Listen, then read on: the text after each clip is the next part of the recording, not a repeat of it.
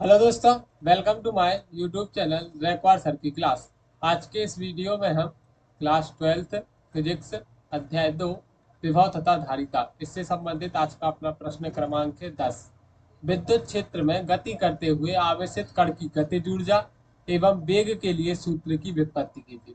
मतलब विद्युत क्षेत्र में एक आवेशित कण है तो उसकी गतिज ऊर्जा और उसके वेग के लिए सूत्र की व्युत्पत्ति करना है। तो पहले हम वेग के लिए सूत्र की व्युत्पत्ति करेंगे, उसके बाद हम उसकी गतिज ऊर्जा के बारे में देखेंगे।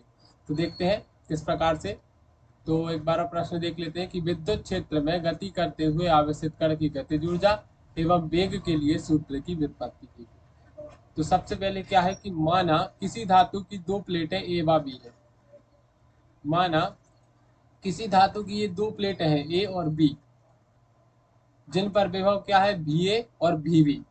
ए पर विभव है भी ए और बी पर विभव है भी बी। और यह प्लेटें एक दूसरे से कितनी दूरी पर है, डी दूरी पर स्थित है। कितनी दूरी पर रखी है, डी दूरी। मतलब इन दोनों का जो बीच की दूरी है वह कितनी है, डी है। कितनी है, डी।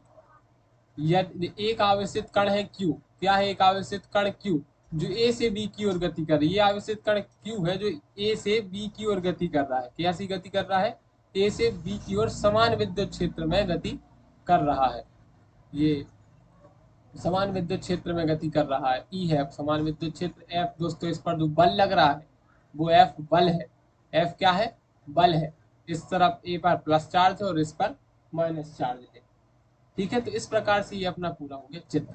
अब एफ जो बल लग रहा है ना, उसी बल के लिए हमें निकालें। तो अब हम क्या करेंगे, अतः इस पर जो बल लग रहा है, अतः कण पर लगने वाला, मतलब अब कण पर जो बल लग रहा है एफ, क्या हो जाएगा वो f equal to Q into ई।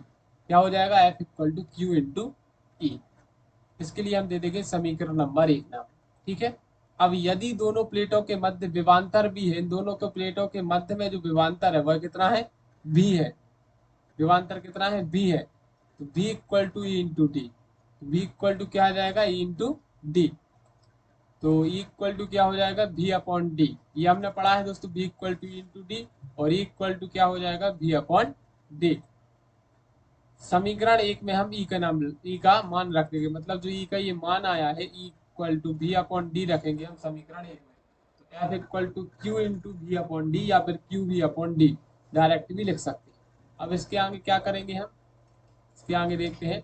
यदि कण का द्रव्यमान क्या है, एम है, तो कण पर लगने वाला बल, यदि इस कण का द्रव्यमान कितना है, एम है, तो इस पर लगने वाला बल क्या होगा, F equal to M A. ये भी हमने पढ़ा है। इसके लिए हम नाम दे देंगे समीकरण नंबर 3। अब क्या है, समीकरण 2 और 3 से हम देखेंगे। समीकरण 2 और 3 को देखेंगे तो एक पक्ष दोनों में बराबर है। समीकरण तो क्या हो जाएगा, एम ए बराबर, वहां क्या था समीकरण 2 में, F equal to Q B upon D. और यहाँ पर क्या है, F equal to M A, तो एम ए बराबर क्यू बी अपॉन डी। ये समीकरण 2 और 3 से आ जाएगा।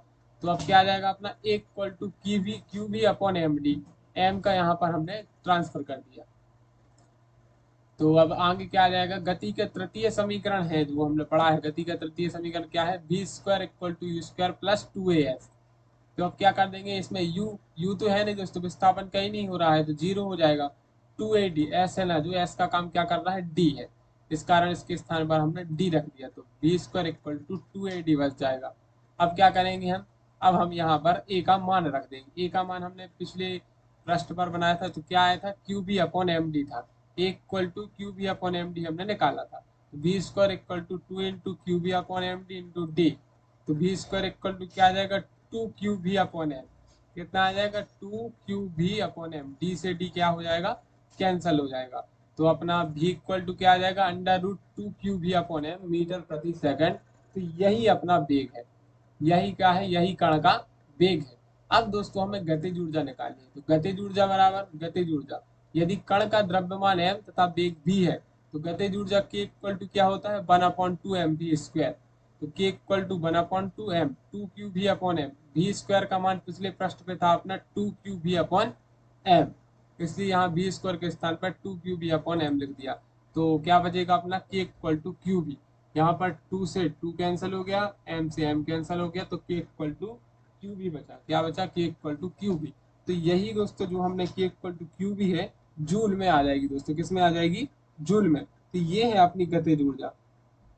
तो अपना वेग क्या है, वेग है v equal to √2qb/m metre प्रति सेकंड, और गतिज ऊर्जा क्या है अपनी, k equal to qb joule. इस प्रकार से दोस्तों यह आज का अपना क्वेश्चन था। क्या था कि विद्युत क्षेत्र में गति करते हुए आवेशित कण की गतिज ऊर्जा एवं वेग के लिए सूत्र की व्युत्पत्ति कीजिए। इस प्रकार से दोस्तों हमने गतिज ऊर्जा के लिए पता कर लिया और वेग के लिए भी पता कर लिया। इसी तरह की और वीडियो देखने के लिए, और आज का वीडियो आपके लिए अच्छा लगा हो तो रैकवार्ड सर की क्लास के लिए लाइक शेयर सब्सक्राइब करना ना भूलिएगा। धन्यवाद दोस्तों, मिलते हैं अगले वीडियो में।